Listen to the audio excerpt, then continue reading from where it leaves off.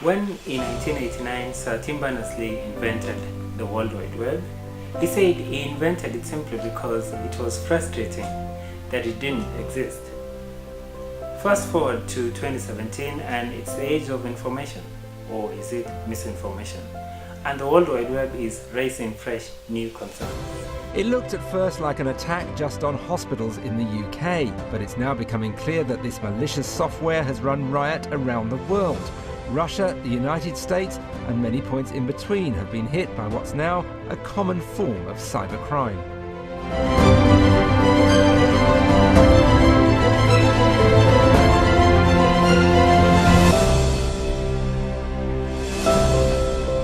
Is this a brave new world, or is our future simply dystopian? I have this and many others, but first, Katehi Maniki has this report. There is a place on the internet where 2 billion of us spend our time regularly, others several times a day. It has been called the biggest company in the world because of how we have allowed it into our lives. The big days, the lowest moments.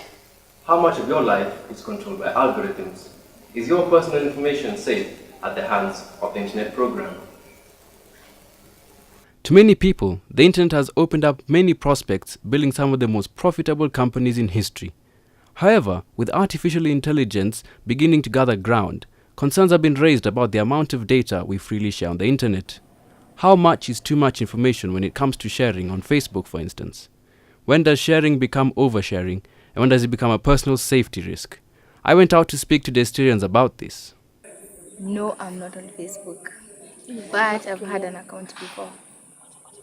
I deactivated it because I think Facebook for me is overrated. Everyone is practically on Facebook, even a 5-year-old. Yes, I have a Facebook account. I don't think so, because many persons can see it, and we see a lot of virus and hackers who take all these things. So.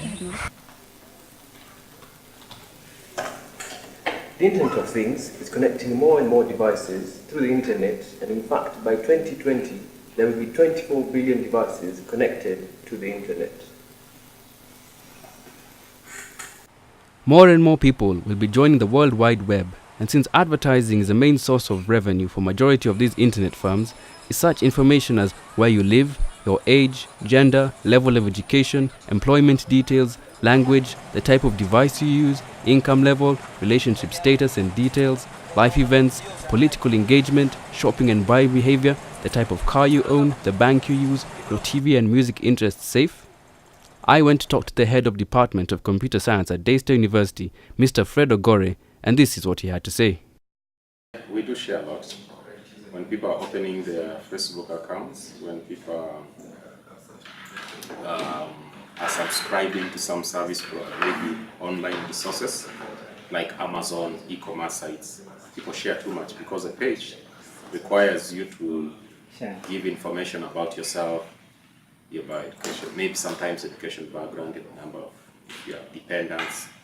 Okay, so there could be sites that are intelligent. The people are kind of doing information gathering, so they're asking you so that they can use that information, even sometimes for hacking. Yeah, so we share too much on social media, e-commerce sites, and many that are targeting novice users. Internet is here. That's the reality. And if majority of the world's population is already on the internet, it's not hard to see why so many entrepreneurs out there will want to maximize on that. What then should a consumer like you and me do to ensure that data is safe and still be able to enjoy the World Wide Web? I caught up with Tom Wakala, an IT specialist at Daystar University, and this is what he had to say. On the internet, you have different sites on the internet. You have like the social media, like things like Facebook and such things. So you need to know what you're supposed to share on your Facebook posts and maybe WhatsApp. Then you have other internet sites like maybe LinkedIn, where academic people and such things, professionals meet. So you need to know what you're supposed to share there. So it's just a matter of an individual knowing what's supposed to share and it's on which site. This growth has brought about several benefits. It will no doubt change the way people carry out everyday tasks and potentially transform the world. But it does come with several risks, some of which we have chosen to ignore. Reporting for My Perfect Country, Gateke Mwaniki.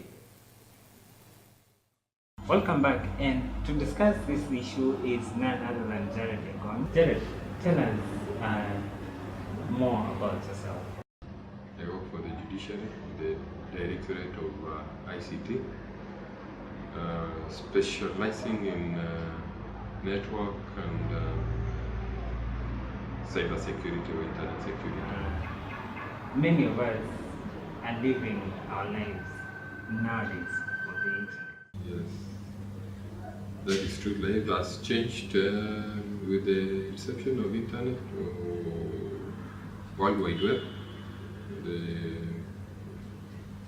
information has been at the fingertips of most of the people. So, since there's a lot of information that is available on the internet, some people have said, as opposed to this being an age of information, this is an age of misinformation. It's not an information, no. It's not an age of misinformation. From the fact that it has taken nowadays very little time and little effort to our information vis-a-vis the past. As much as there is also the bad side, of course. Information not intended for the right person is actually not good. But if we use internet for intended purpose, for good information, I believe it will assist us have and make decisions faster and be informed in decisions that we make, especially in the past. And there has been lots of stories on the internet lately about data information getting stolen. How much of this information, which looks to me like we volunteer easily, is actually safe? Security starts with everyone. Yeah. As much as the hacking was done in Yahoo, I believe the report started from an individual account, so that the hackers had an easy way of accessing this data. Server side of the Yahoo, I might not tell much because that depends on the kind of policies and the kind of security measures and mitigating factors they are put in place. If they hadn't, then to be hacked is quite easy. Because accessing Yahoo is a public domain, it's a public system, which I can use a number of tools to spoof into and get information, yes.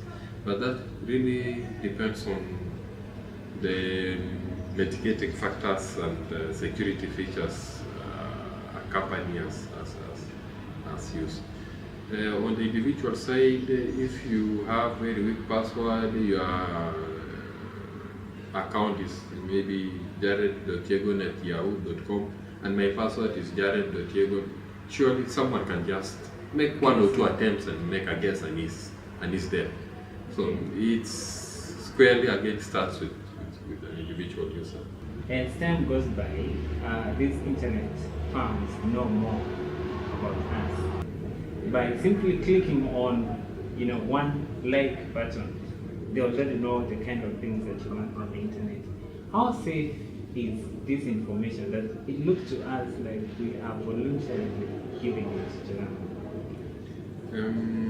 Yes, it is not safe to a certain extent, because if the icons for liking and disliking you freely accept instead of weighing the options, then you'll be at risk, because people will know fast your likings, what you like to do, and then from there they can use even other channels to call you and tell you everything that you like, and you'll be surprised to be fixed. That's because of overexposing yourself. The aspect of liking needs to be guarded zealously. If you don't want to be exposed, then you guard yourself by not liking everything or by not exposing everything. that you have. However, Facebook is a social media. That's why there's no secrecy in Facebook. When you open your page, you're opening and you're broadcasting. So there's no secrecy, there's nothing to be hidden. So when you like something, it's because already the profile itself that you're looking into is a social platform where you do not hide anything. If you needed to hide, there was no point of posting. So is there a need for, giving all this much information? There's no need for giving all this much information. There's no need. I think, again, we overdo our socialness. People are different, I think, but to me, I say some people really go beyond the limits in terms of exposing themselves to these social sites. And thank you so much. Thank you so much. Pleasure.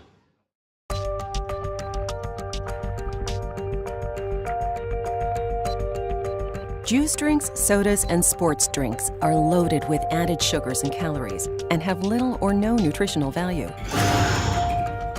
Sugary drinks can destroy teeth, cause obesity, and lead to type 2 diabetes. Sugar bites. Protect your kids. This has been My Perfect Country, and thank you so much for watching it. If you have any comment or any strong opinion that you'd like to leave with us, feel free to do so. Visit our online social media platforms, Facebook at My Perfect Country or Twitter at My Perfect Country.